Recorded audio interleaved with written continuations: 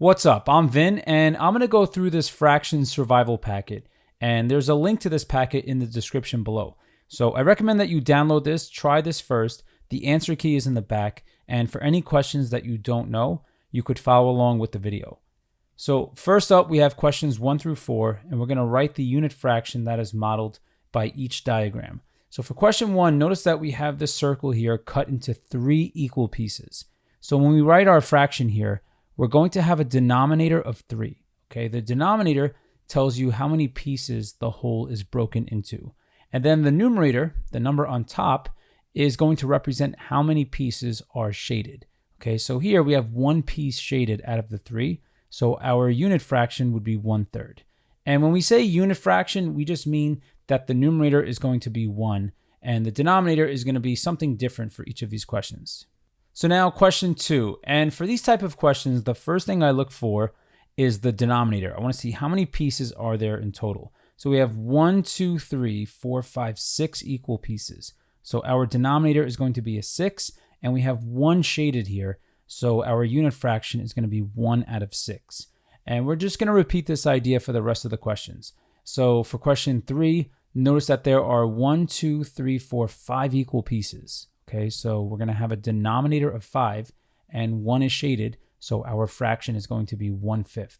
Okay, so we could say 1/5 or we say 1 out of 5. But when we're talking about unit fractions, we would say, so for question 1, we have 1/3, 1/6, and then for question 3, we have 1/5. And now for question 4, notice that the fraction or the circle here is broken into 4 equal pieces. So now we have fourths, so our denominator is going to be a 4, and 1 is shaded, so the fraction is 1/4. Now, one big idea I want to look at before we move on, as the denominator increases, what trend are we noticing here? Well, notice that if we go from 1/3 to 1/4 to 1/5 to 1/6, you see how the denominators are getting bigger, but what's happening to the size of the pieces? The pieces are smaller, okay? So as the denominator increases, we could say that the pieces get smaller. We could also say the fraction decreases, but that's going to be true as long as the numerator doesn't change, okay? So if your numerator stays the same and your denominator increases, once again, your fraction is getting smaller. Or if you look at the visual here, the pieces of the fraction are getting smaller. So next, we're going to look at questions 5 through 12, and we're going to identify the fraction modeled by each diagram. And we have to be sure to reduce our fractions when appropriate. Okay, so now we're going to be moving away from unit fractions, and we're just going to look at fractions in general. So now notice that we have 1, 2, 3, 4 equal pieces. So we have a denominator of 4, but we have 1, 2, 3 pieces that are shaded. So the fraction modeled here would be 3/4. Okay, so that's going to be our answer to question 5. And now we can move on to the question here with the watermelon. And if we look, question 6, we have 1, 2, 3, 4, 5 equal pieces. But for this one, we have 1, 2, 3, 4 pieces here that are actual watermelons here. We have 1 blank, but we have 1, 2, 3, 4 slices of watermelon, and they are all equal size. So the fraction modeled here is 4/5. Question 7, the fraction here is looking a little bit different, but the pieces are equal sizes. So first we find the denominator. We want to see how many pieces are there in total. We have 1, 2, 3, 4, 5, 6, 7, 8, 9, 10. So we have a denominator of 10, and there are 1, 2, 3, 4, 5 orange pieces. Okay, so we have 5 pieces that are shaded and 5 that are blank, that are just, white in the background. So the fraction here is 5/10. But the beginning, the direction said to simplify when appropriate. And this is a situation where we could simplify. Now, you may be looking at this and think, wait a minute, half of the rectangle here is shaded, or this here looks pretty symmetric. It looks a bit like a square. So we could say half of the square is shaded. So 5/10 we could reduce to 1/2. Now, the math that I'm doing in my head to get to 1/2 is I'm looking at 5/10, and 5/10, what we could do is we could divide the numerator by 5, and we could divide the denominator by 5. Okay, so we have 10 on bottom in the denominator, and we could divide that by 5 as well. So when we do 5 divided by 5 on top, we get 1. And when we do 10 divided by 5 on bottom, we get 2. Okay, so that's how we would reduce this fraction to simplest form. The phrase to know is we are looking for a greatest common factor. Okay, the greatest common factor is what we divide the top and bottom by, and that will reduce the fraction to simplest form. If we want to show our work, what we typically do is we just put a divide by 5 on top and bottom like this, and then we show what our final answer is. So our final answer is 1/2. Question 8, we look here, we have 3 equal pieces, and we have 2 of the pieces that are shaded, so the fraction modeled here is 2/3. And now we can move on to question 9. So for question 9, there are 1, 2, 3, 4, 5, 6 equal pieces. Okay, and we have 1, 2, 3 of them shaded orange. So we have 3/6, but we could also say that half of the rectangle is shaded here. So this will reduce to 1/2. Okay, we want to write our fractions in simplest form. So to simplify here, if we want to show the work, we're just going to divide the numerator and denominator by 3. 3 is the greatest common factor of 3 and 6. And if we do 3 divided by 3, we get 1. 6 divided by 3, we get 2. So question 9, we could say 1/2 is modeled by this diagram. So next we have question 10, and here we have 1, 2, 3, 4, 5, 6, 7, 8, 9, 10 equal pieces here. Okay, so we have 10 squares that are all identical, and now we just have to see how many are shaded green. So you have 1, 2, 3, 4, 5, 6, 7 that are shaded green. And now we look at these two numbers here, and 7 and 10 have no common factors other than 1. So we cannot reduce this anymore. So 7/10 is our final answer. For question 11, we have triangles in a triangle, and the triangles are all the same size and shape. So we could just count how many total. We have 1, 2, 3, 4, 5, 6, 7, 8, 9 triangles inside. So we have a denominator here of 9. And now we just have to count how many are shaded yellow. So you have 1, 2, 3, 4 that are shaded yellow. So 4/9 would be our answer to 11. Question 12, we could count the pieces first. So if we look here, we have 1, 2, 3, 4, 5, 6, 7, 8, 9, 10, 11, 12 pieces total. And we count how many are shaded. Well, we have 1, 2, 3, 4, 5, 6, 7, 8, 9 that are shaded. So we have 9/12. But we want to write our fraction in simplest form. So we're going to reduce this. The greatest common factor of 9 and 12 is 3. So we divide the numerator and denominator by 3.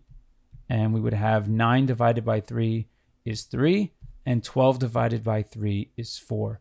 So 3/4 would be our answer here. Now, another way to see this, if I draw a circle over here and I cut this into 4 equal pieces instead. Okay, so I go just like this. I cut it in half once, and I cut it in half another time like this. Okay, and then I shade 3/4. So I have 1, 2, 3 out of 4. You could see that this is identical to what we have here. We just don't have all of these extra lines. If I want to make it look like this question here, then I just draw in a few extra lines like this.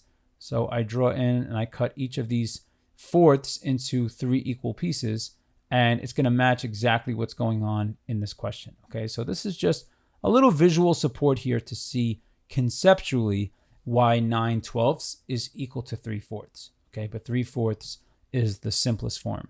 Question 13, we have 1, 2, 3, 4, 5, 6, 7, 8 equal pieces. So our denominator is 8, and we have 1, 2 that are shaded. And then from here to reduce, we're going to divide the numerator and denominator by 2. Okay, so we're dividing 2 into the top and bottom. So now we just work this out. 2 divided by 2 is 1. 8 divided by 2 is 4. So our answer to 13 is 1/4. And if we want more visual confirmation here, we could see that if we were to take this original shape here and cut it right down the middle like this. Okay, so I'm going to go right down the middle and just try to make this as neat as possible. So I'll just move this over a little bit. So I cut this right down the middle, and then I cut it down the middle again. Okay, so I'm going to cut this half in half again, and this will show. So what do we have here? This will show when I cut the halves in half, we have 4 equal pieces, and you see how 1 out of those 4 equal pieces are shaded. So 1/4 is definitely correct. Question 14, what fraction of the kids below are eating? So if we look here, we have the first kid is eating, the second kid, third, fourth, and then we have 5, 6, but not 7 and 8. So there's 8 kids total here. So we have 6 of them are eating, but 2 of them are not. So then all we have to do here is reduce this fraction. We divide the numerator and denominator by 2. And 6 divided by 2 is 3. 8 divided by 2 is 4, so we get 3/4.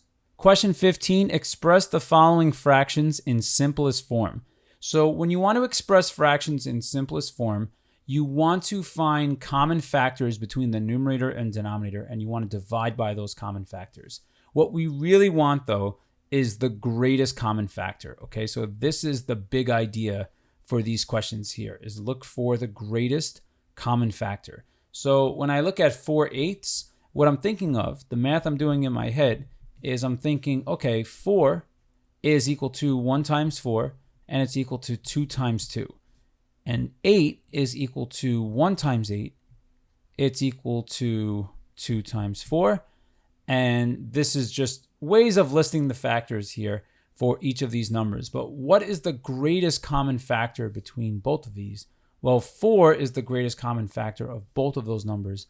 So that's what I want to divide by. I divide the numerator by 4, and I divide the denominator by 4. Now, this is the most common way to show that you're reducing a fraction. You just put the divide by on top and bottom like this.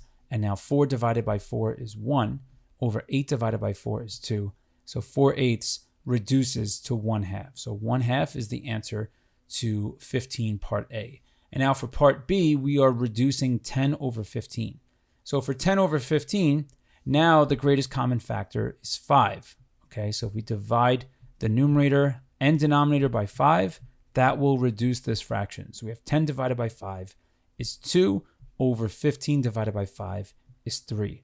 So our answer for part B is 2/3. And now we can move on to part C. So for something like this, let's say you look at this and say, wait a minute, I could divide the numerator and denominator by 2. So you go divide by 2, and then you say 24 divided by 2 is 12, 42 divided by 2 is 21. You say, there's my fraction in simplest form. But no, this is not simplest form, okay? This is a very dangerous bear trap. What you have to make sure of before you stop, before you say this is my answer, is you have to ask yourself, does this new fraction, does the numerator and denominator have any common factors? And if the answer is yes, then you have to keep reducing. And here, 12 and 21 are both divisible by 3. So we could divide the numerator and denominator by 3 and reduce further. Okay, so we're going to do 12 divided by 3 is equal to 4 over 21 divided by 3 is equal to 7. So our answer here would actually be 4/7. But if you're looking at this and saying, wait a minute, why do I have to do this in 2 steps? Is there a way for me to do this in 1 step?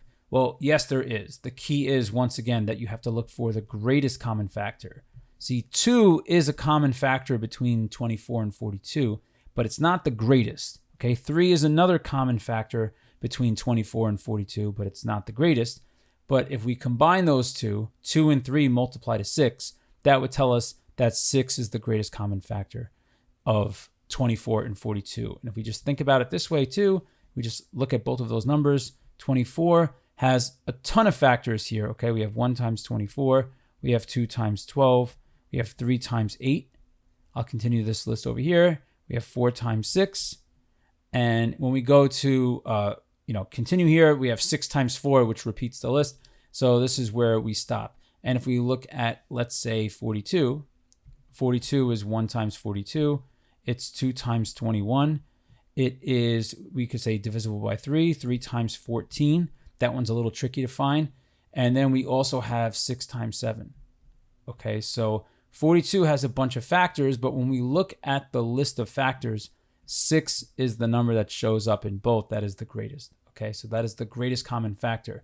So if in the beginning we were to take 24 over 42 and divide by the greatest common factor, 6, that would have gotten us to the final answer right away.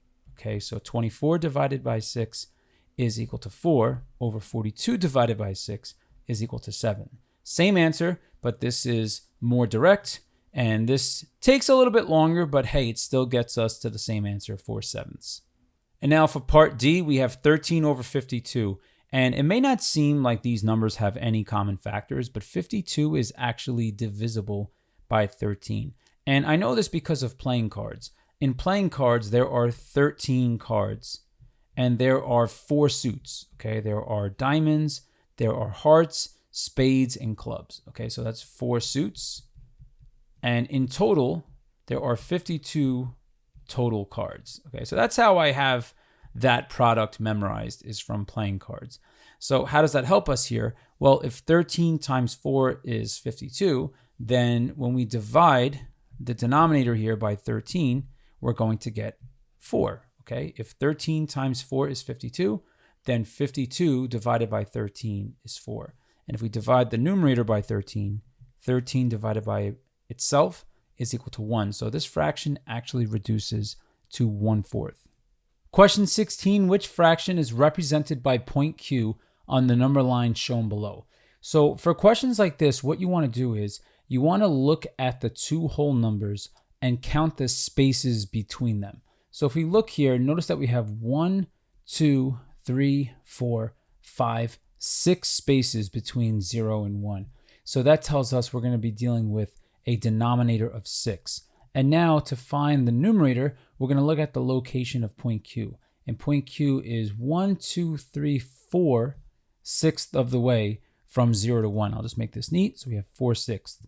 If I had to label all of these, we would have 1/6, and then we would have 2/6, 3/6, 4/6, 5/6, and you could even see here, if I went one more, that would be 6/6, and 6 divided by 6 is equal to 1.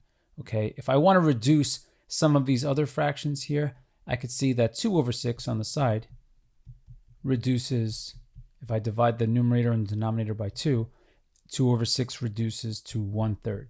Okay, so this I could also call 1/3. And then 4/6, which is the location of point Q, we're going to write our answer in simplest form. I could find the simplest form by dividing numerator and denominator by 2. And we would have 4 divided by 2 is 2. 6 divided by 2 in the denominator is going to simplify to 3. So Q would be located at 2/3. Okay, so 2/3. Choice D is our answer. Question 17, which fraction model has a shaded area equivalent to 3/4? So for this one, the fastest way to the answer is to just imagine, what does 3/4 look like? So if we were to draw out a fraction model for 3/4, then we would have a circle, and we would cut this circle into 4 equal pieces. Okay, so I'll just draw this, make this as neat as possible. So I'm going to draw this down, straight down the middle like this, and then going across. And we would have 1, 2, 3 out of 4 pieces shaded, and this would match up with choice C. Okay, so that's the fastest way to the answer. But let's understand, why are the other answers no good, and how can we be 100% sure that this answer is definitely our answer? Well, A is no good because this fraction here represents 1/2. We have 1, 2, 3, 4 pieces shaded out of the 8 total pieces. Yeah, we have 5, 6, 7, 8 going here, and 4/8, if we divide the numerator and denominator by 4, reduces to 1/2. Okay, so that's why A is out. This would represent 1/2. This one here represents 2/3. Okay, we have 2 pieces shaded out of the 3 total, which is not equivalent to 3/4. Okay, so A is out and B is out. C is going to be our answer, but let's see. We have 8 total pieces, and we have 1, 2, 3, 4, 5, 6 of them shaded. And if we divide numerator and denominator by 2, 6/8 reduces to 3/4. Okay, so definitely choice C. And now this answer choice is no good because we have 1, 2, 3, 4, 5 pieces shaded out of the 6 total pieces. 5/6 is not equal to 3/4, so definitely choice C. Question 18, Hank cuts the cheese into equal pieces as shown below. He takes 4 pieces of cheese to eat. What fraction of the cheese does Hank take to eat? Express your answer in simplest form. Well, let's see here. We have 1, 2, 3, 4 pieces of cheese that Hank is taking to eat. Out of, we have 1, 2, 3, 4, and then we have 5, 6, 7, 8, 9, 10, 11, 12 total pieces. Okay, so Hank takes 4/12 of the cheese. And if we divide the numerator and denominator by 4, that will reduce our fraction into simplest form.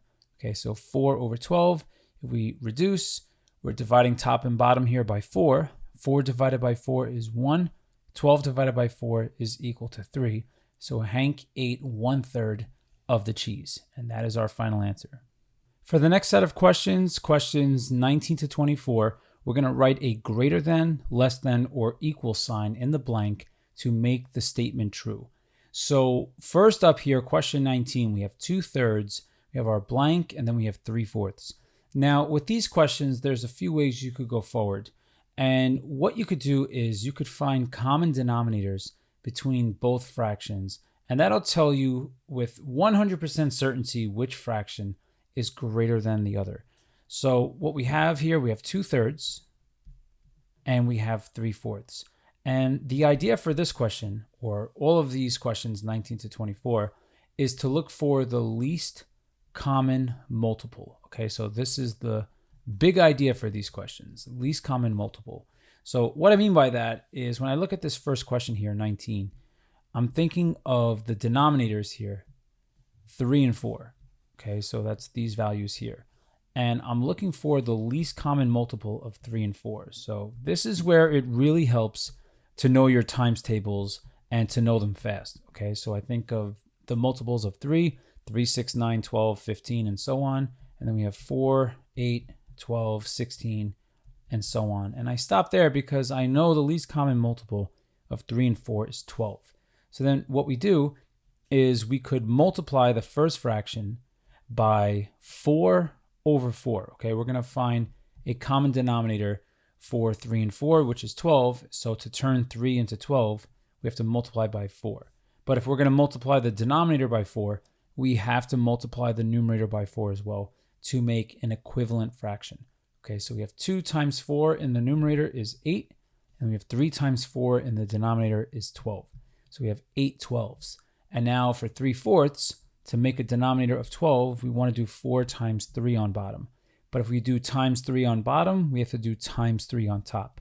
And now we have 3 times 3 going across is 9 over 4 times 3 is 12. So what we are really comparing here, 2/3 is equal to 8 12ths, and 3/4 is equal to 9 12ths. And now ask yourself, which fraction is greater, 8 over 12 or 9 over 12? Well, if we think about it, these fractions, they have the same denominator.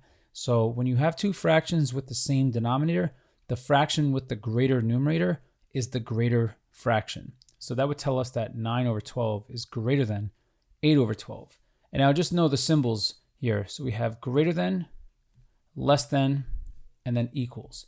So if 2/3 is written first, I would say 2/3 is less than 3/4. And a nice way to remember this symbol here, less than, it kind of looks like an L. Okay, so you can see here that this symbol here is in the shape of an L. So just think L for less than.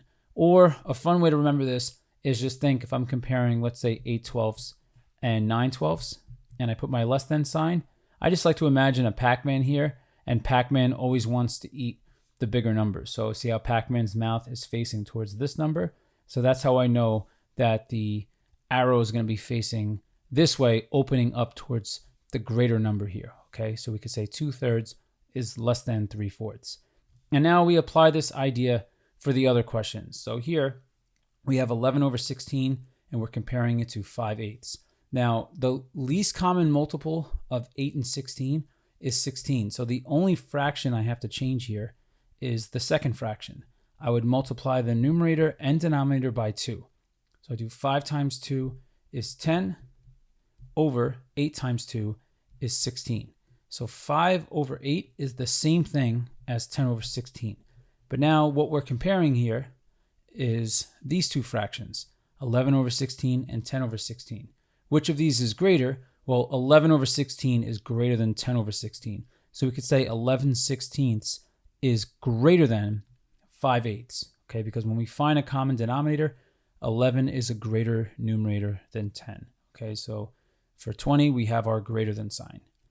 Before we move on to question 21, I want to explore a very big concept for fractions, and I'll use the previous example to explain this concept.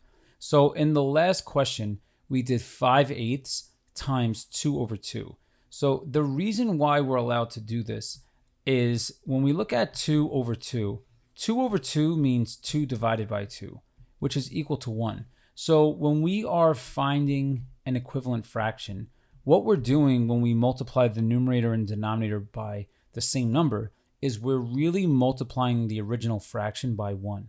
And when you multiply something by 1, in this case, let's say 5/8, 5/8 times 1 is really equal to 5/8. So whatever we get after this, in this case, we did 5 times 2 in the numerator is 10, over 8 times 2 in the denominator is 16. This new fraction is equivalent to the original fraction, okay? So I don't want you to think that these two fractions here are not equal to each other. What we're doing is we are transforming the original fraction into an equivalent form so we can compare it to the other fraction in the question. Okay, so that's the concept behind what's actually happening here.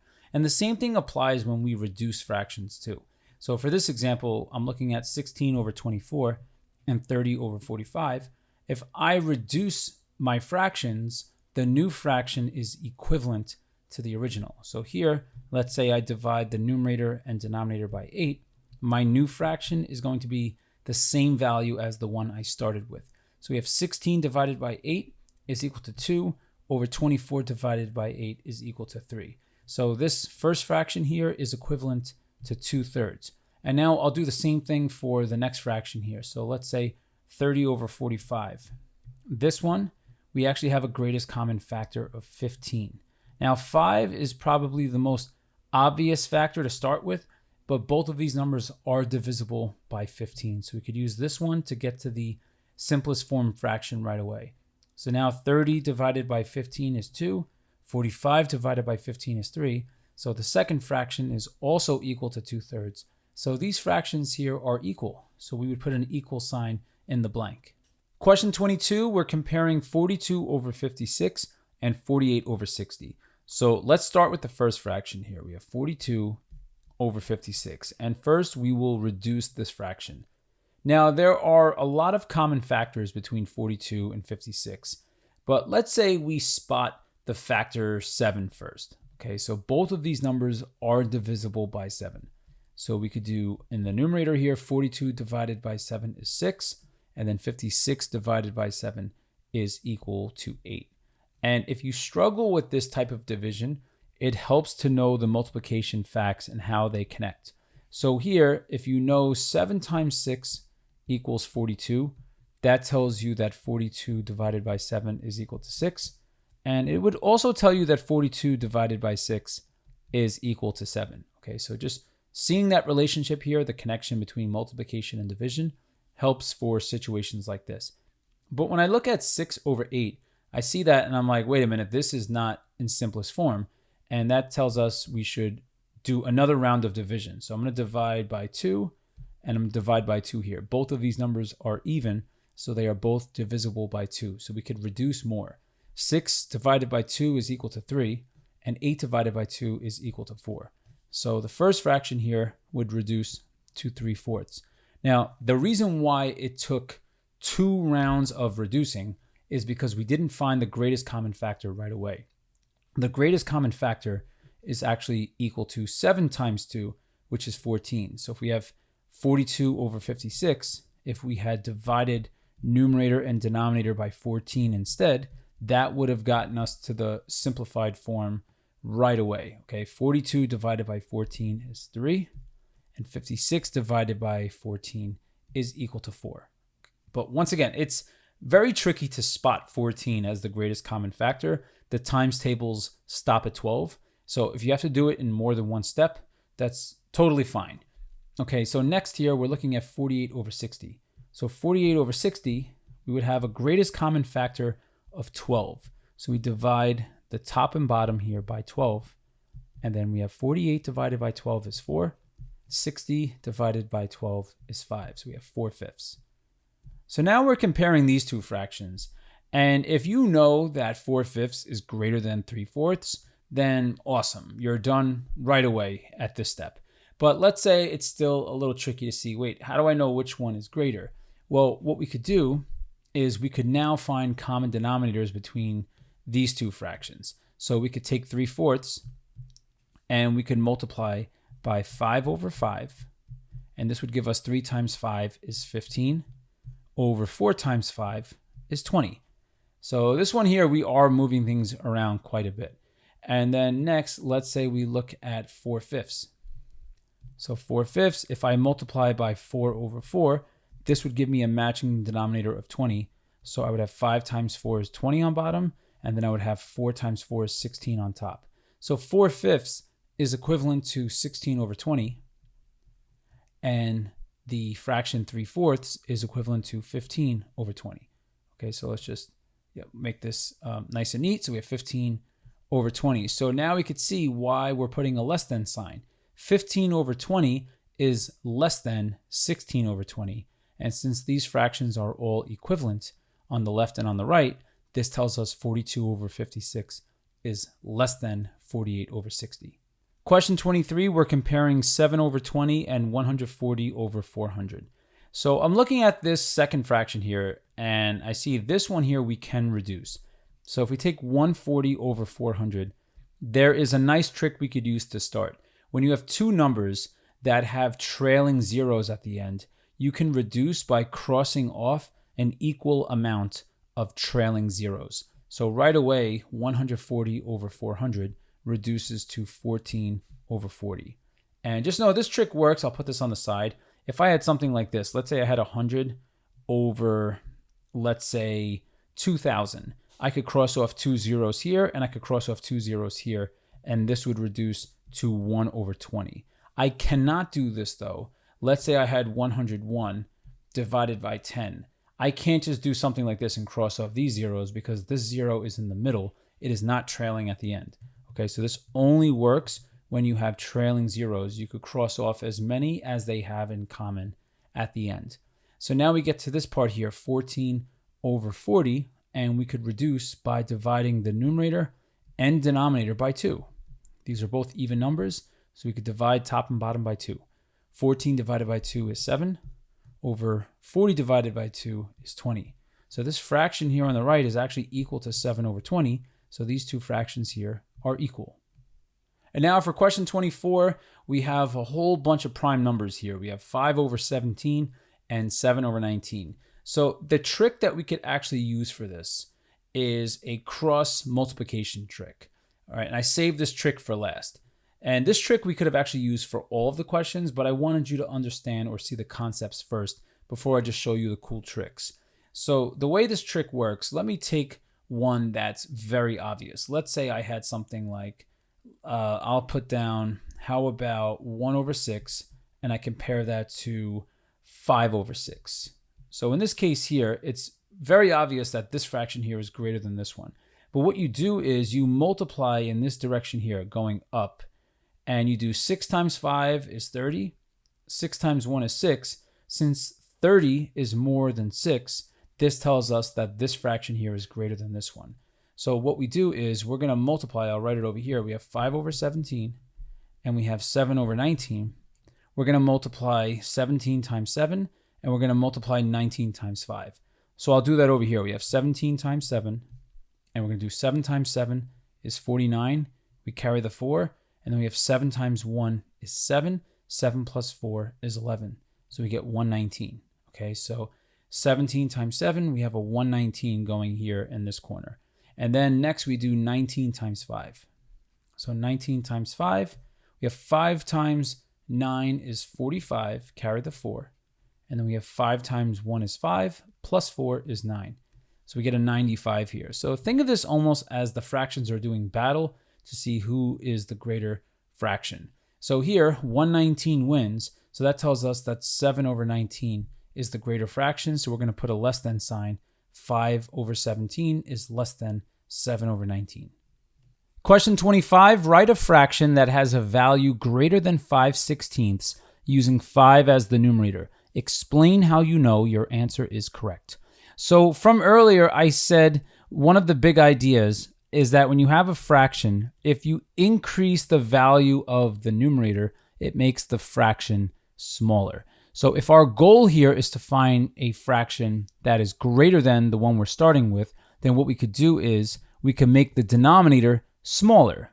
So the idea is, once again, if we make the denominator greater, it makes the whole fraction smaller. But if we go the other way, if we make the denominator smaller, let's say we shrink it down to 8, now this new fraction here is greater than the original. Okay, this would allow us to say then that 5/8 is greater than 5/16. If I had done something like this, let's say I had 5/16 and I changed this to, let's say, 5/32. If I increase the value of the denominator and I keep the numerator the same, this would say then that my new fraction 5/32 is smaller than the original, okay, is less than the original. So this is, a little bit of a thought experiment here, but once again, the big idea from the first page was if we increase the value of the denominator, it makes the fraction smaller. But that's assuming, once again, that we keep the numerator the same. So let's commit to a fraction. So we're going to say here, we want the fraction that has a value greater. So we're going to go with 5/8. If we want to provide some justification on the side so that we can then write our sentence, we could go ahead and do that. So let's say over here, 5/8, if we multiply by 2/2, we could make an equivalent fraction. So we have 5 times 2 on top is 10, over 8 times 2 on bottom is 16. And we could say here that 10/16 is greater than 5/16. So that's how we know our answer is correct. So next, for questions 26 to 31, we're going to compute the sum or difference and express our answer in simplest form. Now, just know the big idea when you are adding and subtracting fractions is you need common denominators. Okay, this is a very, very, very, very important idea that you need to use when you are adding or subtracting fractions. Okay, the denominators have to be the same. And when you add them, so let's say for question 26, what we're going to do is we look first and ask ourselves, are the denominators the same? And in this case, yes, they are. We have 1/7 plus 2/7. So when we add here, we keep the denominator the same. So we're going to keep the denominator as 7, but then we combine these two fractions by adding the numerators. So we're going to do 1 plus 2 in our new numerator, and this is going to give us 3/7. If I draw this out, so I'm just going to draw out a fraction here, and sevenths is a little tricky to draw, but I'll do my best here. So we have, let's say a line coming down like this, and then I'm going to see, let's see, we have 1, 2, 3, 4, 5, 6 lines. I'm going to draw that last one a little nicer. So here is 1, 2, 3, 4, 5, 6, 7 pieces. So when we do 1/7, so let's say this part here, 1/7 plus 2/7. So 2/7, we'll just highlight this in pink. But when we add these two, we're adding fractions that have the same denominator. So we would have 1/7 plus 2/7 would give us 3/7 of this whole piece here. Okay, so that's sort of conceptually why we don't combine the denominators. We keep the denominator the same because, once again, they're all pieces of the same fraction with the same denominator. If we were to do something, a common mistake here, so I'm going to say don't, but don't do something like this. 1/7 plus 2/7 equals, people go, 1 plus 2 is 3, over 7 plus 7 is 14. But this is a very, very dangerous bear trap, okay? So this does not work. And with sevenths, it might be tricky to understand, but let's say I show why with something like 1/2. So 1/2 plus 1/2. So if you have half of something, and then you get another half, you have 1 whole. But if you do this the wrong way, 1 plus 1 is 2, over 2 plus 2 is 4, this would tell you 1/2 plus 1/2 equals 2/4. And 2/4, if you reduce it, reduces back to 1/2. So 1/2 plus 1/2 equals itself. No, that's not the case here, okay? So once again, when you add fractions, you need to have a common denominator, and when you add them, or subtract them, you have to keep the denominator the same, and you only add or subtract the numerators. Okay, so now we're going to use that idea over here for question 27. So notice that we do have the same denominator of 9 for both of these fractions. So our new fraction is going to have the denominator 9, and then we're going to have 2 plus 5 in the numerator, and then 2 plus 5 is equal to 7. So our final answer here is 7/9. So next up, question 28, we have subtraction going on here, and our denominators are the same. They're both 12, so we can just go ahead now and subtract. So our new fraction is going to have a denominator of 12, and we're going to have 5 minus 1 in the numerator. 5 minus 1 is equal to 4, so we have 4/12, but let's go ahead and reduce this fraction. The greatest common factor between 4 and 12 is 4, so we're going to divide the top and bottom here by 4. And now our final answer, simplified, 4 divided by 4 is 1, over 12 divided by 4 is equal to 3, so we get 1/3. And now let's go on to question 29. So for this one, notice the denominators are different. So we have an 8 and a 24.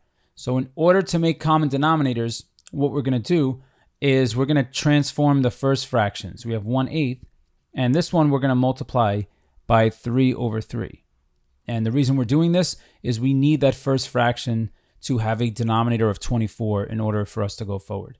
So here, there is another way to get to the final answer, but I always look for whatever the least common multiple is between both of these numbers. Okay, so least common multiples are a very, very big idea when you're looking for common denominators. So once again, the big idea for this section is common denominators, but least common multiples is the big idea that's attached to common denominators. So what I mean by that, when I look at 8, I see 8, 16, 24, 32, and so on.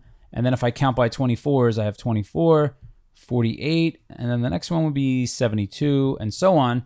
But 24 is the first number that shows up in both lists here. So that's where I'm getting 24 from, and that's why I'm doing 8 times 3, and then we're going to use that idea. Whatever we multiply the denominator by, we have to multiply the numerator by. And now we have our plus, so I'm going to say equals here. We have plus 5/24. But then from this step, we're going to multiply out this part here. So we have 1/8 times 3/3, and we're going to have 1/8 times 3/3, giving us 1 times 3 is 3, over 8 times 3 is 24. And then we have plus 5/24. So we get to this step, and now from here, we could just go ahead and add the fractions, because now the two fractions have a common denominator. So now we could say 3 plus 5 is equal to 8 over 24. Notice that I skipped this step here where I show the middle step of doing 2 plus 5 in one numerator over, in this case, 9. But I'm doing that because once you become comfortable with the basic idea of adding and subtracting, you don't have to show this middle step here. You can just get right to the step after. So as you get better at this, you can do certain steps faster. So now I'm going to reduce this fraction. I'm going to divide the numerator and denominator by 8. 8 divided by 8 is 1, over 24 divided by 8 is 3, so we get 1/3. For question 30, we're subtracting these two fractions, but once again, the big idea is least common multiple. So when I look at this question here, I see that we have two different denominators, and we can't multiply any of these numbers by a number to match the other. We're going to have to multiply both fractions by some constant number. So what we do is we think of the least common multiple of 3 and 5. And for this, if I count by 3s, so we have 3, 6, 9, 12, 15, 18, and so on. And then we have 5, 10, 15, 20, and this list continues. The least common multiple of both numbers is 15. So that's the number we're going to be dealing with here. So we're going to have 1/3, and that first fraction we would have to multiply by 5/5, because 3 times 5 would make the 15. And then we have minus, and then we have 1/5. This one we would multiply by 3/3, because 5 times 3 would give us the 15 that we need. So now we work this out. 1 times 5 is 5, over 3 times 5 is 15. And then we have minus 1 times 3 is 3, over 5 times 3 is 15. And then from this step, now we could just go ahead and subtract these fractions, because now we have common denominators. So now let's go ahead and simplify. 5 minus 3 is 2, over, we keep the denominator the same, so the answer to 30 is 2/15. And now for question 31, we are subtracting these two fractions here, but once again, the big idea is common denominators and least common multiples. So we are counting by 10s, we have 10, 20, then 30, 40, 50, and so on. And if we count by 25s, we have 25, 50, 75, 100, and so on. But 50 would be our least common multiple. So here we would take the first fraction, 3/10, and multiply by 5/5, because our goal is to make a denominator of 50. And then we have minus 6 over 25. This fraction we would multiply by 2 over 2 because 25 times 2 would make 50. And now we go ahead and continue. So 3 times 5 is 15. Over 10 times 5 is 50. And then minus 6 times 2 is 12. Over 25 times 2 is 50. And then from here, just subtract. 15 minus 12 gives you 3. And we're over 50. So 3 over 50 is our final answer to 31. Question 32, what is the value of the missing numerator in the equation shown below? So we have 30 over 100 plus blank over 1,000 equals 9/10. So this question could be a little bit tricky, but I want to start out with something easy first. So an easy situation would be if I said, let's say 2 plus 3 equals 5. So if 2 plus 3 is equal to 5, I could also say 5 minus 2 equals 3, and I could say 5 minus 3 is equal to 2. Okay, so these are all connected. So the idea is that whatever this mystery value is here, so for this numerator, I could find the mystery value if I subtract 9/10 and 30 over 100. So you see how the same way 2 plus 3 equals 5, I could then say 5 minus 2 equals 3. That's the idea I want to use for this question. Okay, so you see how we have the 2 and the 5 here, and then we could subtract them later to get this number. So that's the concept I'm going to use. So whatever blank over 1,000 is, it's going to be equal to 9/10 minus 30 over 100. So from here, there's a few ways we could go forward, but one thing we could do is find a common denominator between these two fractions that we are subtracting. Okay, so first, I'm going to take 9/10 and I'm going to multiply it by 10 over 10. Okay, and this, you know what, maybe I'll just show this right over here, right in the question. So I could just move this over a little bit to make space. And this one, I'm going to multiply by 10 over 10.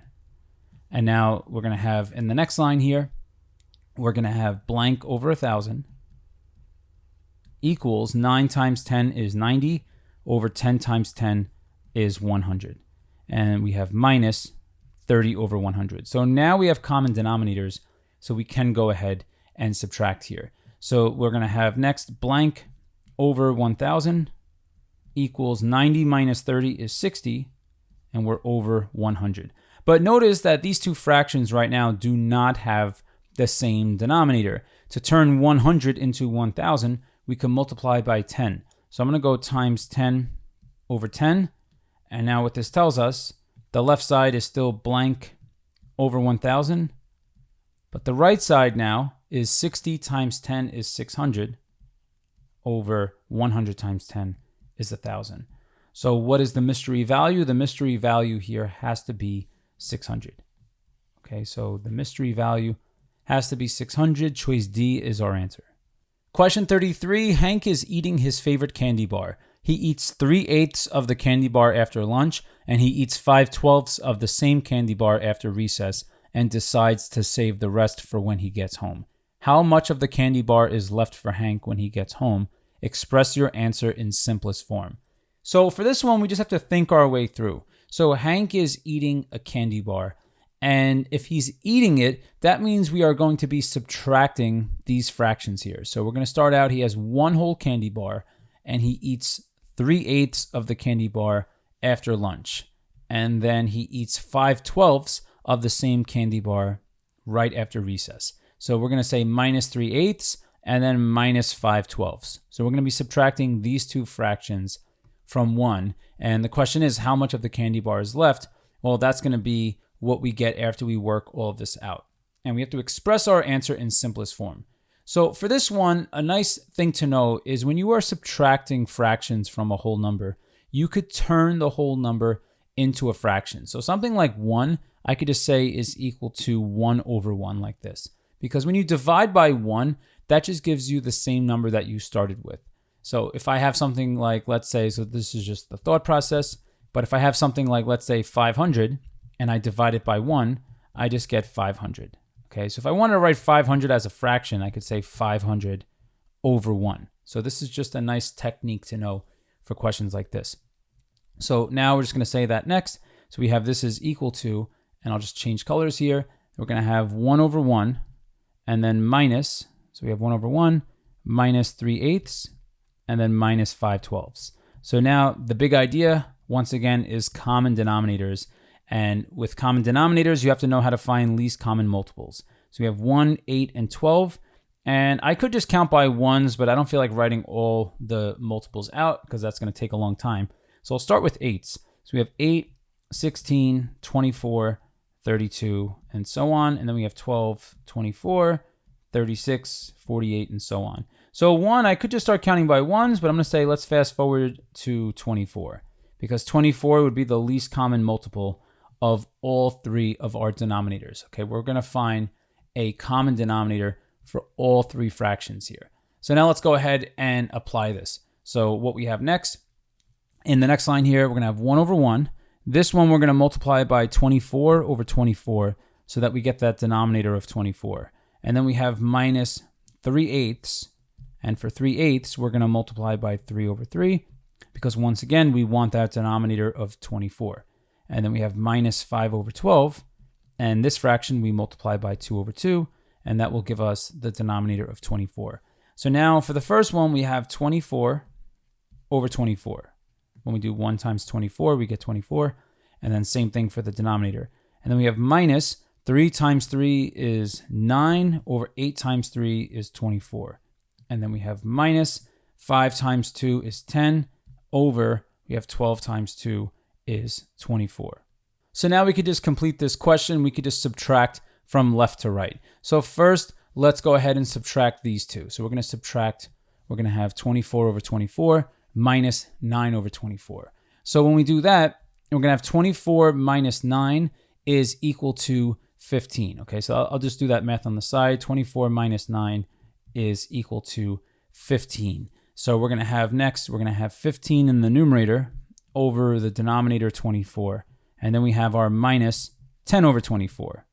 Okay, so for this one, once again, just pointing out that when we did 24 over 24 minus 9 over 24, the result is over here. But we still have to subtract one more fraction. Okay, we have to subtract the 10 over 24. So now we could say 15 minus 10 is 5, and we get 5 over 24. So what fraction of the candy bar is left for Hank when he gets home? There is 5/24 of a candy bar left for Hank when he gets home. Question 34, convert the following improper fractions into mixed numbers. So for something like, let's say part A, 16 over 15, if we want to write this as a mixed number, we have to be able to do long division. So we're going to do 16 divided by 5. And it's very important to know that when you have a fraction, you have to be able to convert it into this form over here. So 16 represents our dividend. Okay, that's the thing we are dividing into. The denominator here, 5, represents our divisor.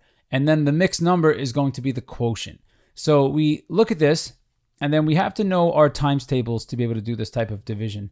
So we should know 5 times 1 is 5, 5 times 2 equals 10, 5 times 3 equals 15. And if I do 5 times 4 and get 20, that would be too far. That would go past 16. So we could get as close as 5 times 3. So we put a 3 here, and then we say 3 times 5 is 15, and we subtract, and we have a remainder of 1. But instead of writing remainder 1 like this, what we do is we take the remainder 1 and we write it in the numerator, and then our denominator is the original denominator that we started with, and it's also the same thing as our divisor. Okay, so we would have 3 and 1/5. So when you're going from improper fraction to mixed number form, you're really just doing long division. So next, we're going to turn 14 over 4 into a mixed number. So we set up the division problem. We have 14 divided by 4, and we could get as close as 4 times 3. If we look over here, 4 times 3 is equal to 12. But if we did 4 times 4, that would give us 16, which is past 14. So we could get as close as 4 times 3. So we work this out. We do 3 times 4 is 12 and subtract, and we have a remainder of 2. So the 2 remainder goes in the numerator, and the denominator is going to be a 4. But notice this is not simplified here. So we can reduce this. We could divide numerator and denominator by 2, and this is going to give us 3 and 2 divided by 2 is 1, over 4 divided by 2 is 2. So we get 3 1/2. Okay, so now we could just say this is equal to 3 1/2. Now, the reason why we had to reduce is the original improper fraction could be reduced right away. So we could take something, I'm just going to draw this over here or write this over here. We could take 14 over 4 and we could divide numerator and denominator by 2. And this would give us 14 divided by 2 is 7, over 4 divided by 2 is 2. And this we could do 7 divided by 2 and say 2 goes into 7 3 times. 3 times 2 is 6. We subtract, we get a remainder of 1. So we get remainder 1 over 2. And notice we get the exact same answer here. So 14 over 4 simplifies to 3 1/2. And now for the last one here, part C, we're doing 33 divided by 10. And we could get as close as 10 times 3. So when we work this out, 3 times 10 is 30. We get a remainder of 3. And our remainder goes up in the numerator. Our divisor 10 goes in the denominator. So this is equal to 3 3/10. Question 35, we're going to convert the following mixed numbers into improper fractions. So for something like 4 3/8, what we do for converting from mixed number to improper fraction form is we go in a loop. So first we do 8 times 4. So we do denominator times the whole number in front. So we have 8 times 4, and then we add the numerator here, 3. So we have 8 times 4, and then plus 3. And we're over the original denominator. So now we work this out. Just make sure you multiply before you add. So we have 8 times 4 is equal to 32. And then we have plus 3, and we're over 8. And now we just do 32 plus 3 is 35. So we get 35 over 8. So this mixed number we could express as 35 over 8. If you want to check your answer to this question, you could use the process that we learned in question 34. So this would be our final answer to part A. And now we'll just go ahead and continue this for the remaining questions. So for this one, we're going to say next, this equals, we're going to do 7 times 2, and then plus the numerator 3. And we're over the denominator of 7.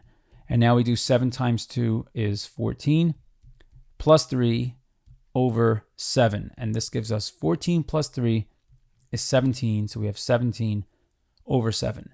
So as you get better at this, you might just go right to this step and say, all right, 7 times 2 is 14, and then write your plus 3 over 7. Or you might do all of this math in your head. But just know that if you want to stay, or be as accurate as possible, it's good to show a little bit of the in-between steps. Don't try to do too much math in your head, because that's how you can make careless mistakes. So next we have 5 times 10. And then we're adding the 4 in the numerator. So plus 4. And we're over the original denominator 5. So this gives us 5 times 10 is 50. And then we have plus 4. And we're over 5. And this gives us 54 over 5. Question 36, we're going to compute the sum below. We have 4 5/8 plus 5 5/12. So for questions like this, when we are adding two mixed numbers, what we want to do is we want to add the whole numbers together, and we want to add the fractions together. So we're going to add 4 plus 5, and we're also going to add 5/8 plus 5/12. Now, one thing that may not be obvious with mixed numbers is what mixed numbers actually mean. So I just want to point out that something like 4 5/8 is actually the same thing as saying 4 plus 5/8. Okay, so when we work these questions out, what we're really doing here is we're doing 4 plus 5/8, and then we're doing plus 5 plus 5/12. And since we're adding a bunch of numbers, we can add the numbers in any order we want. So we could choose to add 4 and 5, and then we could add 5/8 and 5/12 next. Okay, so that's the concept of what's going on in these questions. But what we do is we look for a common denominator. So we are looking for a least common multiple of 8 and 12, since those are the denominators involved. If we count by 8s, we have 8, 16, 24, 32, and so on. And if we count by 12s, we have 12, 24, 36, and so on. So the least common multiple is 24, and that would tell us our common denominator. So then what we do is we find equivalent fractions that have the same denominator. So let's say I work out the 5/8 on the side. I do times 3 over 3, and that gives us 15 over 24. And if I work through the 5/12, this one I would multiply by 2 over 2, and this would give us 5 times 2 is 10, over 12 times 2 is 24. So then what we could do for this question is we could rewrite this. We could say we're doing 4, and instead of 5/8, we have 15 over 24, plus, and then we have 5, and instead of 5/12, we replace that with 10 over 24. And now when we add these together, what we're going to do is we're going to do 4 plus 5, and then we could do 15 over 24 plus 10 over 24. So let's go ahead and do that. So we have 4 plus 5 is 9, and then we have 15 plus 10 is 25, and we're over 24. But if we break this apart, we could say this is 9 plus 25 over 24, and just like in the previous section, we can turn 25 over 24 into a mixed number. So I'll go ahead and do that in this section over here. If we do 25 divided by 24, 24 goes into 25 one time. 1 times 24 is 24. We subtract and we have a remainder of 1. So we could call 25 over 24 1 and 1/24. Okay, so we're really doing 9 plus 1 and 1/24.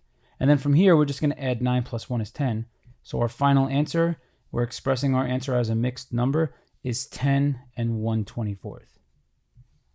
Question 37, what value can replace the question mark to make the statement true? And we have 4 3/8 plus blank equals 10 and 1/8. So for this one, let's look at something easy first. So I want to look at 2 plus 3 equals 5. And for this one, notice that we have a question mark in this position here. So let's pretend for the easy addition, 2 plus 3 equals 5. Let's pretend 3 was the question mark, and we didn't know what that was.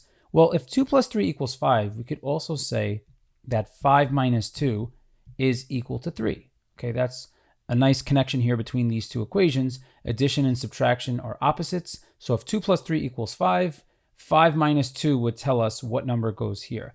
So that's the idea I want to use for this question. If we don't know what this mystery number is, we could solve for the mystery number by subtracting 10 and 1/8. And we do 10 and 1/8 minus 4 3/8. Okay, so looking at something easy first will help highlight why we're able to just subtract 10 and 1/8 and 4 3/8.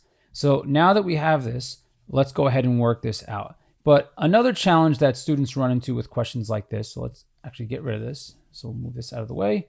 But another challenge students will run into is they go to do this and they say, all right, 10 minus 4 is 6. And then they do 1/8 minus 3/8. And they're like, oh no, they look at this and say 1 is less than 3. So these fractions have the same denominator, but 1 is less than 3. So they go, all right, how about I just do 3 minus 1 is 2. And they get 2/8. And then they reduce and say 6 and divide top and bottom by 2. And they get 6 1/4, choice C. The choice C is a very dangerous bear trap. Okay, so for this one, you can't just pretend that the numbers are in the correct order. For questions like this, we have to borrow from the whole number. Okay, so there's other ways to work around this. So you could either borrow or you could just turn both of these into improper fractions. So I'll show you both ways. So for this one, remember what I said in the last question, something like 10 and 1/8, we could actually write this as 10 plus 1/8. Okay, we could break this up like this. And now I'm going to say 10 is equal to 9 plus 1. So now I have 9 plus 1 plus 1/8. And then from here, I'm going to say 1, this one, I'm going to rewrite as 8 over 8. So I have 9 plus 8 over 8 plus 1/8. Okay, I'm just expressing 1 as 8 over 8. The reason I do that is now these two fractions here have the same denominator. So then we go forward, and this is going to be 9 plus 8 over 8 plus 1 over 8 is 9/8. So now I could finally say 10 and 1/8 is the same thing as 9 and 9/8. Okay, if this is a process you could just do in your head, then great. But this is just to show you how it goes from here to here. So then what you do is you say, okay, the mystery number is equal to 9 and 9/8 minus 4 and 3/8. And then we could subtract piece by piece. We do 9 minus 4, and then we subtract here. We would have 9 minus 3 in the numerator spots. So we have the mystery number here is equal to 9 minus 4 is 5. And then we're subtracting these two fractions that have the same denominator. So we do 9 minus 3 is 6. and then we're over 8. And then all we have to do here is reduce. We divide the top and bottom here by 2, and we get 5 3/4. So choice B is actually our answer. Now, the second way that we could do this is from this step here, we could turn both of these numbers into improper fractions. So we could do 8 times 10 is 80. And then, so right over here, we have 80, and then plus the 1 in the numerator, and we're over the denominator 8. And then minus, we do 8 times 4 is 32, plus this numerator 3 over 8. Okay, so I'll just write this process over here. We'll just divide these or separate them like this. So now we have 81 over 8 minus 35 over 8. So we just add those. And then we just have to subtract here. We could just go back and practice long subtraction. So 81 minus 35. We borrow from here and we get a 7 because we can't do 1 minus 5. And we put the 1 that we borrowed in this place here. 11 minus 5 is 6. And then 7 minus 3 is 4. So we get 46 over 8. And then all we have to do is convert back to a mixed number. So if we do 46 divided by 8, I'll do this off to the side. We get here that 46 divided by 8 is 5. 5 times 8 is 40. This would give us a remainder of 6. And we have a remainder of 6 over 8. But 5 6/8 we saw before simplifies to 5 3/4. So either way, we're getting choice B.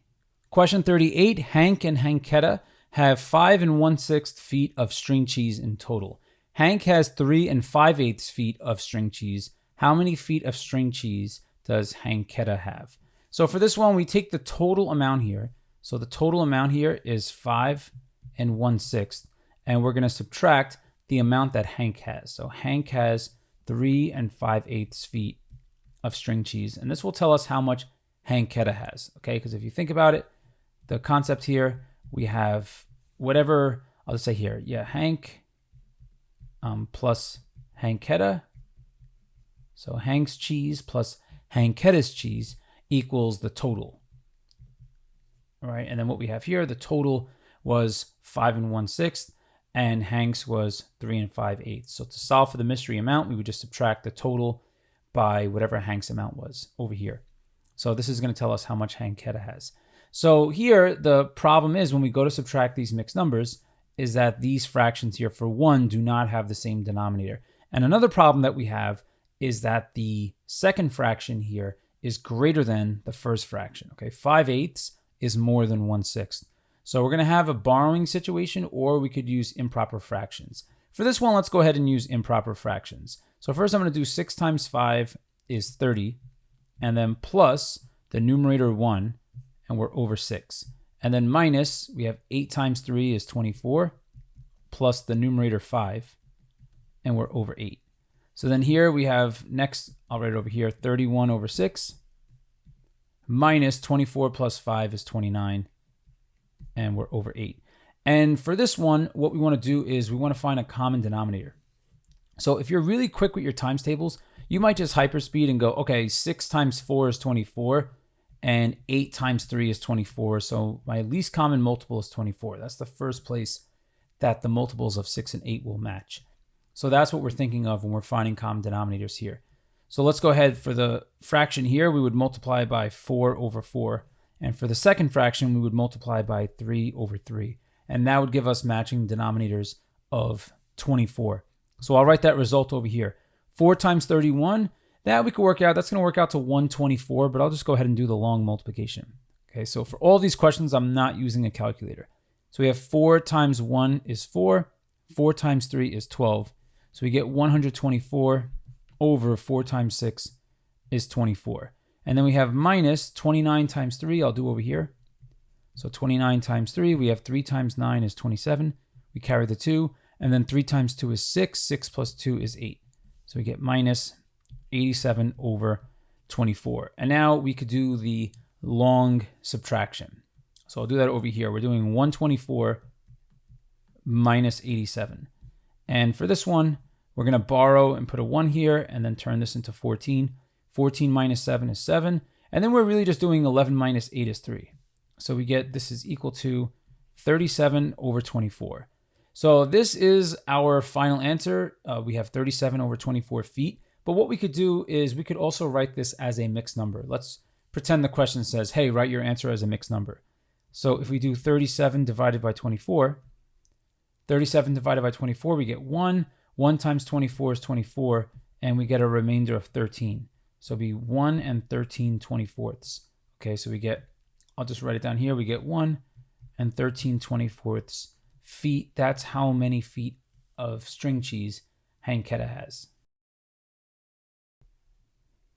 Question 39, Hank goes to the boardwalk and has a goal of walking 4.5 miles by the end of the day.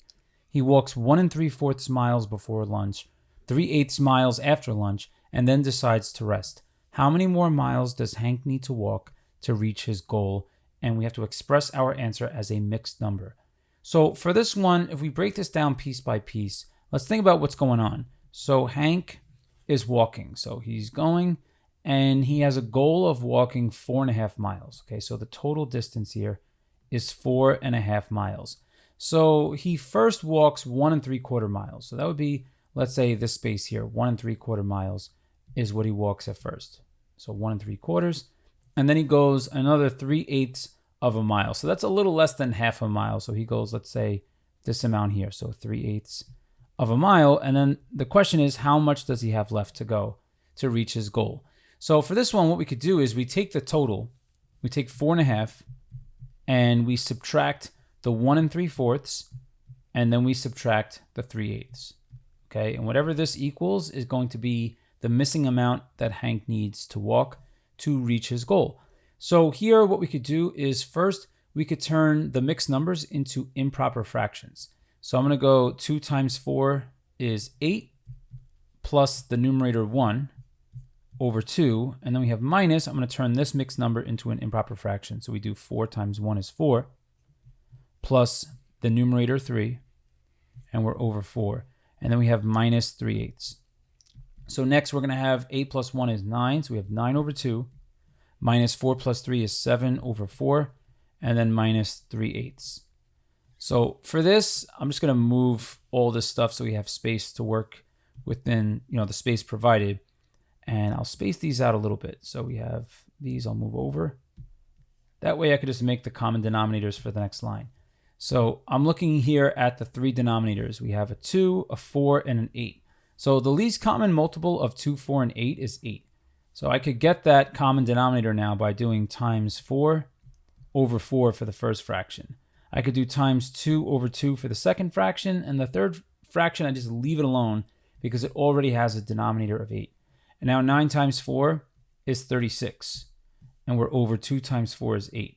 And we have minus 7 times 2 is 14, and we're over 8, and then minus 3 over 8. And now when we're doing something like this, we're subtracting 2 numbers from one number. We could just go from left to right. So first I'm going to subtract 36 over 8 minus 14 over 8. And for this one, you could do the math in your head, but it doesn't hurt to just take an extra moment to do long subtraction on the side. So 36 minus 14, we do 6 minus 4 is 2, 3 minus 1 is 2. So this brings us, I'll just say we're going over here with this.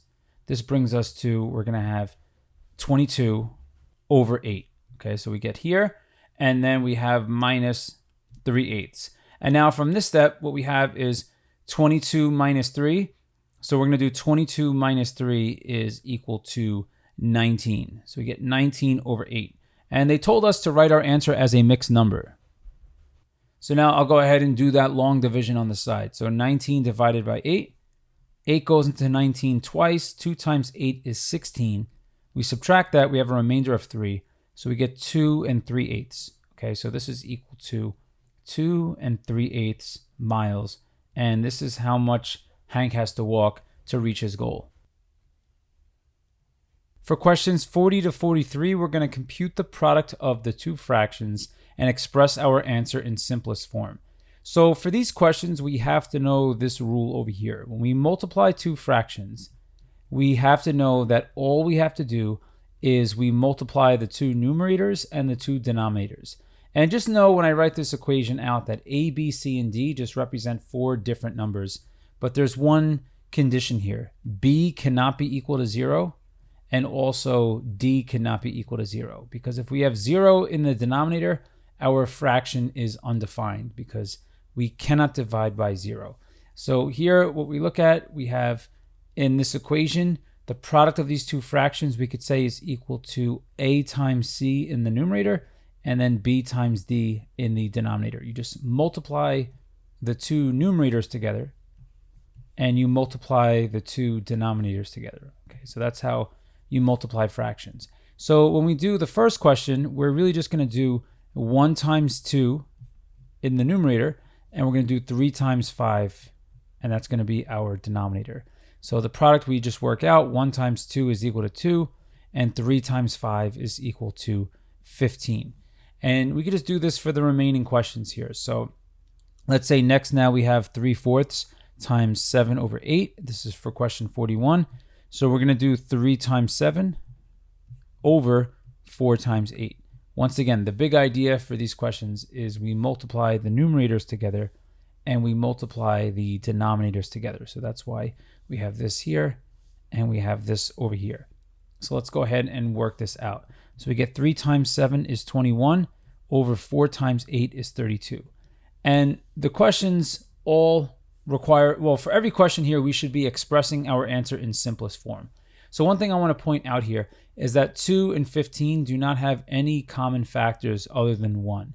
And that goes for the same with 21 and 32.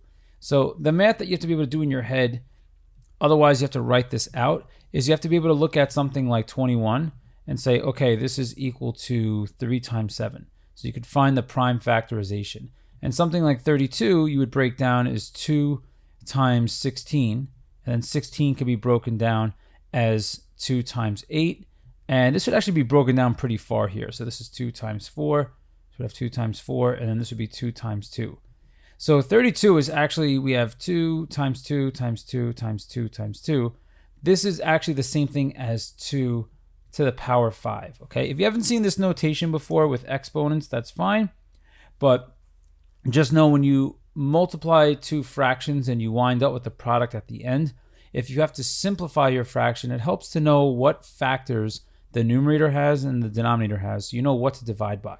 But see how this 21 only has factors of 3 and 7, and 32 just has all factors equal to 2, or just powers of 2. So we wouldn't be able to reduce this any further. So now we move on to question 42. So question 42, we look at this, and we see here, okay, I just multiply, I'm going to do 5 times 12. And in my denominator here, I'm going to have 10 times 16. So now we do 5 times 12 is equal to 60. And in the denominator, 10 times 16 is 160. So now we could start reducing. But remember that cool trick. When you have zeros at the end of both numbers, you could cross off common zeros. So right away, this reduces to 6 over 16. And now I could divide the numerator and denominator by 2. And this fraction reduces to 3 over 8. Okay, so this would be our final answer to 42. There is other stuff that we could do as well. So another way to do this would be to reduce first. So when I'm looking at this product, I'm saying, okay, 5 over 10, I could divide numerator and denominator by 5. And that gives us 1/2. And something like 12 over 16 is we divide top and bottom by 4. And 12 over 16 is equal to 3/4. So then this question here, I'm going to rewrite over here. And I could say, all right, this is also equal to 1/2 times 3/4. So I reduce first. And then for this, I'm just doing 1 times 3 over 2 times 4. And I get the same exact answer of 3/8. Okay, so it's probably better to reduce first and then multiply, because then you're dealing with smaller numbers. For question 43, we could just do 5 times 14 over 7 times 25, but there's a much cooler way to do this question. So what we do is we simplify this fraction, but we're simplifying across like this. And that is something you are allowed to do. Okay, you are allowed to take this and say, okay, something like 5 over 25. 5 over 25 reduces to 1/5. And that we could see by doing division by 5 in the numerator and denominator. 5 divided by 5 is 1. 25 divided by 5 is 5. Okay, so here I could say, all right, 5 over 25 reduces to 1/5. So in a sense, I'm dividing this term here by 5 and getting 1, and dividing this term here by 5 and getting 5. And then I could also think In blue here, we have 14 over 7. But this just means 14 divided by 7, which is equal to 2. So here, what I'm doing is I'm doing 14 divided by 7 is equal to 2, and 7 divided by 7 is equal to 1. And now all I'm doing next, so the final part of my thought process, is I'm doing 1 over 1 times 2 over 5. And now I get 1 times 2 over 1 times 5, and this is equal to 2/5. Okay, so this whole thing just simplifies nicely to 2/5 when we multiply it. All right, this is a nice technique to know that you are allowed to simplify across. Now, the reason why you're allowed to do this, so why does this technique work? Well, what we're really doing here, 5 over 7 times, and then we had 14 over 25 in the beginning. This is the same thing as saying, we could say 5 times 14 over 7 times 25. But one thing to know is that multiplication is commutative. You can switch the order of a product and it's going to give you the exact same thing. So something like this, 7 times 25 on bottom, I could take that part and I could flip it to 25 times 7. I could flip. And then see what I'm going to do here. I'm going to split this up into two fractions. I'm going to call this 5 over 25 times 14 over 7. So you see how we reduced 5 over 25 to get 1/5, and we reduced 14 over 7 to get 2, which we could call 2 over 1. And that's how we wound up with something here like 2/5. Okay, so that's probably the fastest way to do this. This is, once again, over here was the concept. This is why it works. But you are allowed to simplify across when you have the product of two fractions. Now, if you want to see this the standard way, you could just take 5/7 times 14 over 25 and just multiply across. Okay, so what we could do, I'll do this on the side. We could do 5 times 14, or 14 times 5 is equal to 70, and that's going to be our numerator. And then we do 25 times 7. So 25 times 7, I'll just work this out. 7 times 5 is 35, carry the 3. And we have 7 times 2 is 14, plus 3 is 17. So we get 175. And then from here, what we could do is we just start reducing the fractions here. Okay, so for this one, I don't know, maybe we divide by 5 first. So we divide the numerator and denominator by 5. And for this one, 70 divided by 5, that would give us 14. Okay, if 14 times 5 is equal to 70, then 70 divided by 5 is equal to 14. And then here, if we divide 175 by 5, for this one, I'll just work that out on the side. 175 divided by 5. We have 5 goes into 17 3 times. 3 times 5 is 15. So we subtract, we get a remainder of 2. We carry down the 5, and then 25 divided by 5 is 5. 5 times 5 is 25, so it divides nicely. We get a denominator of 35. And now we just divide top and bottom here by 7. So we divide by 7, and this is going to give us 2/5, which matches exactly what we had over here. But notice how much more work this is. Okay, so with the simplify first method and simplifying across, that gets you to the answer much faster, and you're dealing with much smaller numbers. This way is definitely riskier, but it also works. Question 44, compute the product below without using a calculator. So the method I mentioned before, simplifying first, is super powerful, and it allows us to do a question like this very, very quickly. So when you see something like, let's say 583 in the numerator, and then we have a 583 in the denominator, what that is telling us to do at some point, it is telling us to do 583 over 583, which is the same thing as saying 583 divided by 583. And if you divide 583 by itself, you just get 1. So 583 over 583 cancels itself out like this, and you could just think of this as getting 1 over 1. And same thing when we have 129 over 129, this simplifies to 1. And the same thing with 227 over 227. So now this is really just equal to 1 times 1 times 1 over 1 times 1 times 1, which is just equal to 1. Okay, so this question here is so easy. It's difficult. All right, this one is just, if you know how to simplify here, it works out very, very nicely. Now, one thing I want to point out before we move on is another big concept to know is that when you are simplifying fractions, when you divide the top and bottom by the same number, so let's say something like, let's say 3/9. 3/9 simplifies to 1/3. But a cool way to see it would be to write the top number as a product, as 1 times 3, and write the bottom number 9 as a product 3 times 3. And when you have common factors on top and bottom, they just cancel out like this. And then whatever's left is your simplified fraction. So 3/9 is equal to 1/3. This is why reducing works. You divide the top and bottom by the same number. What's really going on is the common factors are canceling out as long as they are attached by multiplication and division only. Question 45, we're going to compute the following products. So for part A, we have 8 times 3/4. And when you're multiplying a whole number by a fraction, what you could do is you could write the whole number as that number over 1. So I could say 8 over 1 times 3 over 4. So what we do from here is we use the same technique from the previous questions. So we're going to go numerator times numerator. We're going to do 8 times 3 is 24 over 1 times 4 is equal to 4.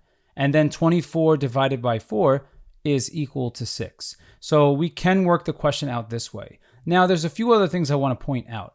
When you are multiplying a whole number by a fraction like this, what you could also do is just say do the whole number times the numerator and then keep the denominator the same. And this also gives us 6. And then one last technique that we could use, we could take something like 8 times 3/4 and we could simplify first. We could say 8 divided by 4 is equal to 2. And then we just do 2 times 3 is equal to 6. So either way, we're getting 6. For part B, we're doing 21 times 5 over 28. And for a question like this, I would prefer to simplify first before multiplying. So the math that I do in my head here is I look at 21 over 28. So I'm getting that from these terms here. So we have 21 and we have a denominator of 28. So 21 over 28 as its own fraction simplifies to 3/4. And we get there by dividing numerator and denominator by 7. And that gives us 3 over 4.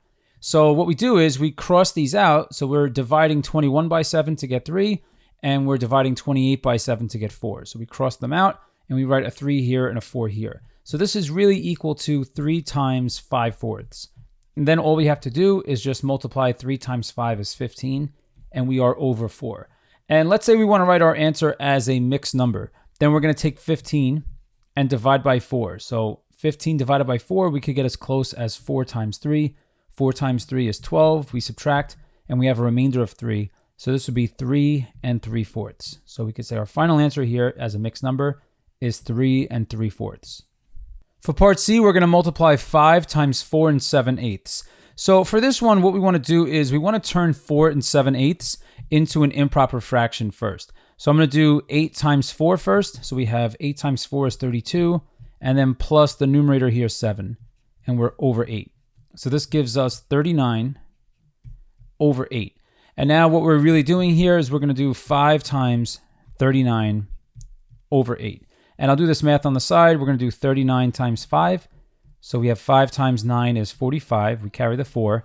And then we have 5 times 3 is 15. And 15 plus 4 is 19. So we get 195 over 8. And if we want to write our answer as a mixed number, we just have to divide. So let's do 195 divided by 8, and we could say 8 goes into 19 twice.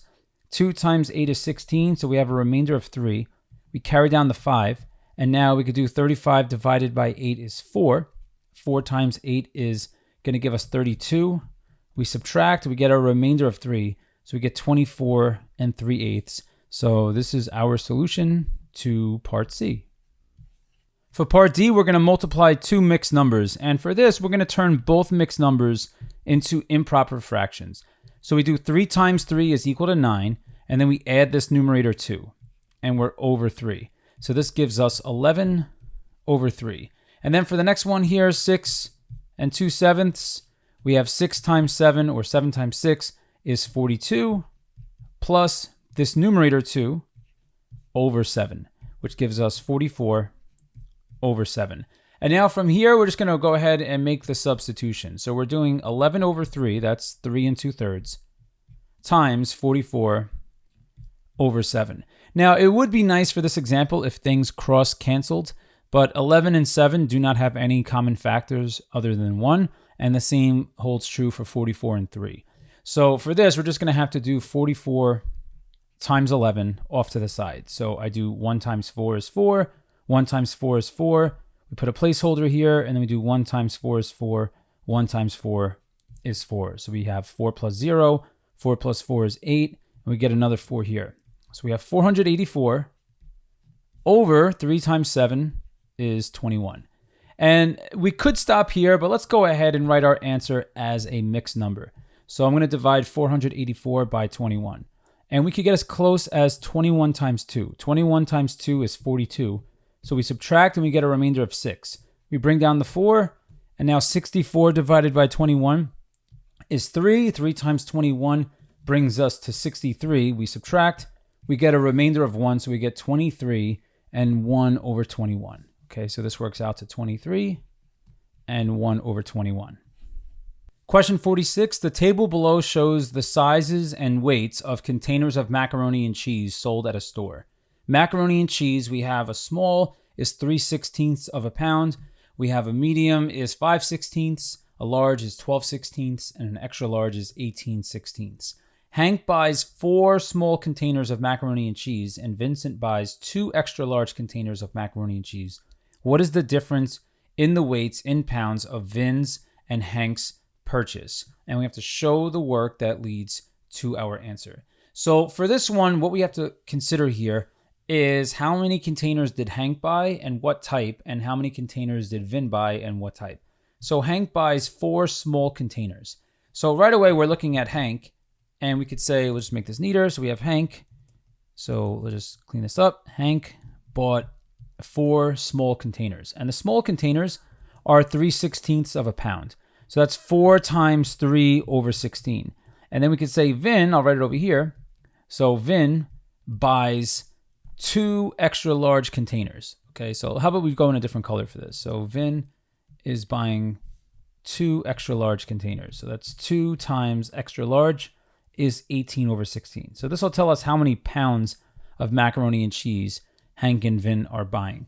So here we could work this out, and we could simplify first, or we can multiply and simplify. So how about we multiply and simplify? 4 times 3 is 12, and we're over 16.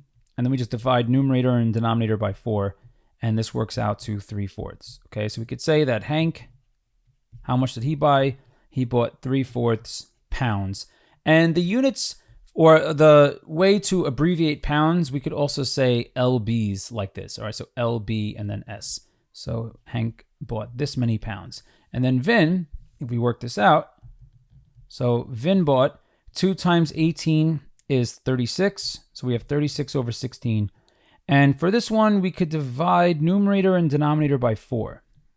We divide numerator and denominator by 4, and we're going to get 9 over 4. Okay, so Vin bought 9/4. I'll just draw this with an arrow. I'll say that Vin bought, 9/4 pounds of macaroni and cheese. But the question is asking, what is the difference in the weights in pounds of Vin's and Hank's purchase? So now we could just say the difference. So the difference here is equal to, we're going to subtract the bigger number minus the smaller number. So we have 9/4 minus 3/4. And that's going to give us, we're going to have 6 over 4. And if we reduce here, let's go ahead and reduce the fraction. We divide top and bottom by 2. We're going to get 3/2. Okay, and if we want, we could say this too. We could say 3 over 2 is the same thing as 3 divided by 2. 2 goes into 3 one time. 1 times 2 is 2.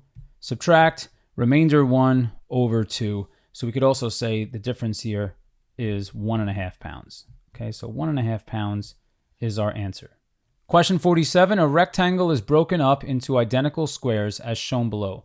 Each square has a side length of 1/4 of a foot. What is the area in square feet of the rectangle? And we have to express our answer as a mixed number and show the work that leads to our answer. So for this one thing we have to know is that the area of a rectangle, so I'll write this out, the area of a rectangle is equal to the length times the width. Okay, so whatever the length is, we have to multiply that by whatever the width is. And in the key here, they tell us that one of these squares, each side length, is 1/4 of a foot.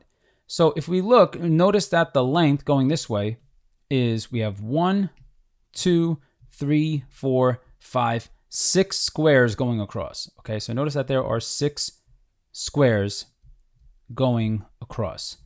And if we look at the width going up here, we have 1, 2, 3, 4, 5.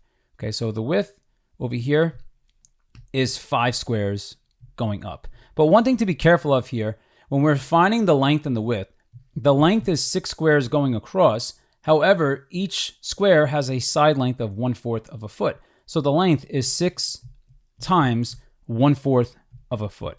Okay, because each of these, once again, is 1/4. So I could write 1/4 all the way across like this and just see that I'm going to do 1/4 plus itself 6 times, or I'm just going to do 1/4 times 6. Okay, so that's where the 1/4 times 6 is coming from.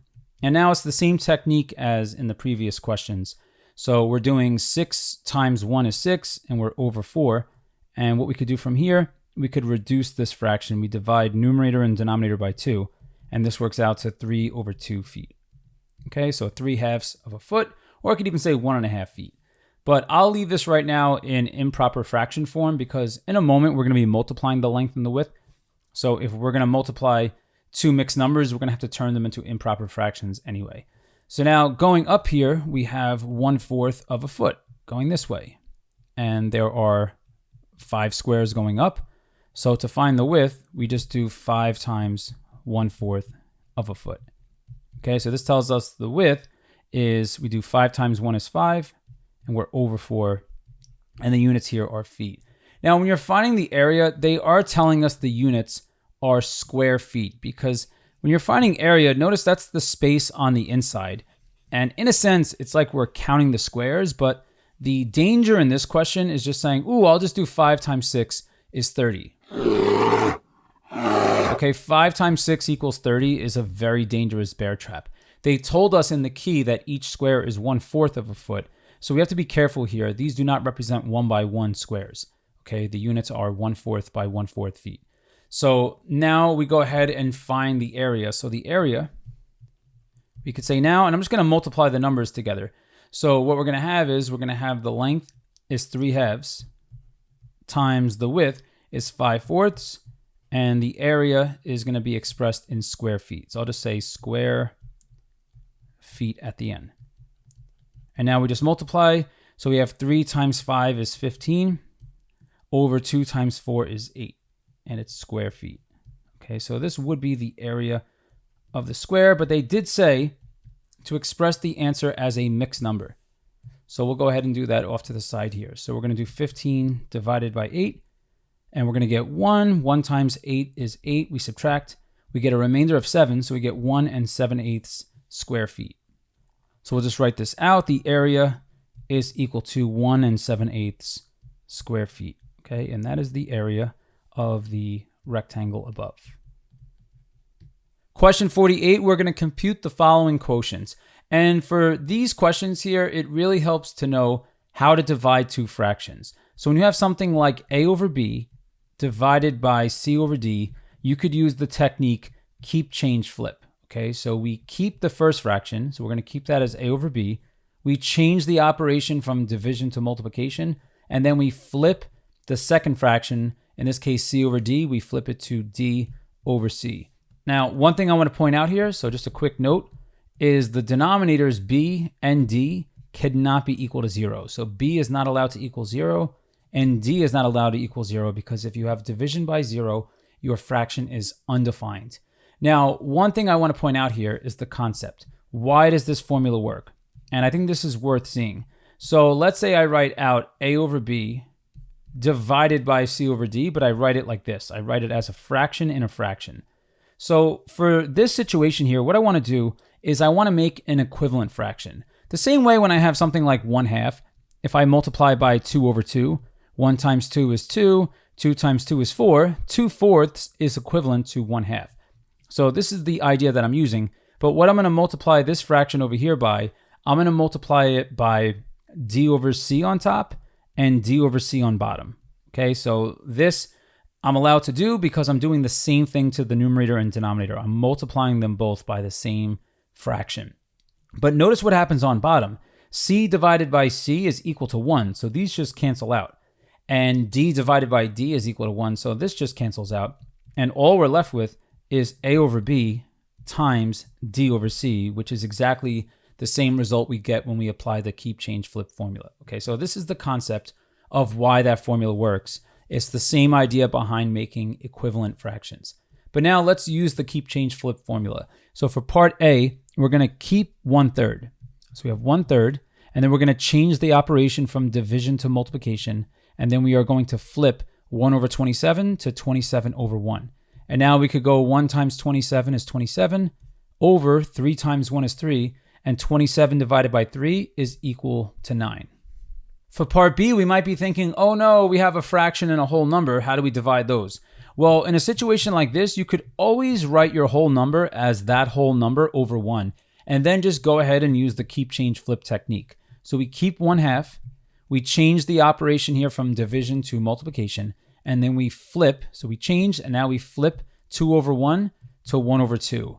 And now we're multiplying 1/2 times 1/2. If we do 1 times 1, we get 1, and 2 times 2 gives us 4. So 1/2 divided by 2 is equal to 1/4. For part C, we could get right to using keep, change, flip. So we keep the 5, we change the operation here from division to multiplication, and then we flip 1 over 3 to 3 over 1. So now we're just doing 5 times 3 is 15, and we have a 1 in the denominator. 15 divided by 1 is equal to 15. Part D, we're doing 5 over 6 divided by 25 over 12. So for this one, once again, we're going to use keep, change, flip. So we're going to keep 5 over 6. We're going to change the division to multiplication, and we're going to flip 25 over 12 to 12 over 25. And now we just go ahead and simplify. So for this one, we could just multiply across, or we could reduce first, then multiply. So 5 over 25. So just think of this off to the side here. 5 over 25. You might just be able to reduce that to 1/5 in your head. If you're not seeing where that's coming from, I'm just taking this fraction here and dividing the top and bottom by 5. 5 divided by 5 is 1. 25 divided by 5 is 5. And then if I were to do 12 over 6, so over here, 12 divided by 6 is just equal to 2. So now I go ahead and simplify. 5 divided by 5 is 1. 25 divided by 5 is 5. And then here, 12 divided by 6 is 2, and 6 divided by 6 is 1. So we get 1 times 2 is 2, over 1 times 5 is 5. So our answer to part D is 2/5. Question 49, we're going to compute the following quotients. So we have for part A, 7 divided by 4 3/4. So when you're dividing a whole number by a mixed number, you want to turn the mixed number into an improper fraction. So I'm going to do 4 times 4 first is 16, plus the 3 in the numerator. And then we're over 4. 16 plus 3 is 19, so we get 19/4. So this question is the same thing as 7 divided by 19 over 4. And now we could just use keep, change, flip. We're going to keep the 7. We're going to change this division to multiplication, and we're going to flip this fraction to 4 over 19. And now we could just say 7 times 4 is 28, so we get 28 over 19. And then for this one, if we want to turn 28 over 19 into a mixed number, I'll do that off to the side. We get 28 over 19 is 1, and then we subtract 19. We get a remainder of 9. So we get 1 and 9/19. Okay, so that would be 1 and 9/19. I'll just make that 9 a little bit neater. So we have 9/19. And here is our solution to part A. For part B, we're going to divide two mixed numbers. So what we're going to do here is we're going to turn both mixed numbers into improper fractions first, and then we could use keep, change, flip. So for this one here, we're going to do 3 times 5 is 15, plus the 2 here in the numerator, over denominator 3, and that gives us 17 over 3. And for the next mixed number here, we have 8 and 5/6. We're going to do 6 times 8 is 48, plus the 5 in the numerator, over 6. And then 48 plus 5 gives us 53, so we have 53 over 6. And now we could go ahead and substitute and then use keep, change, flip.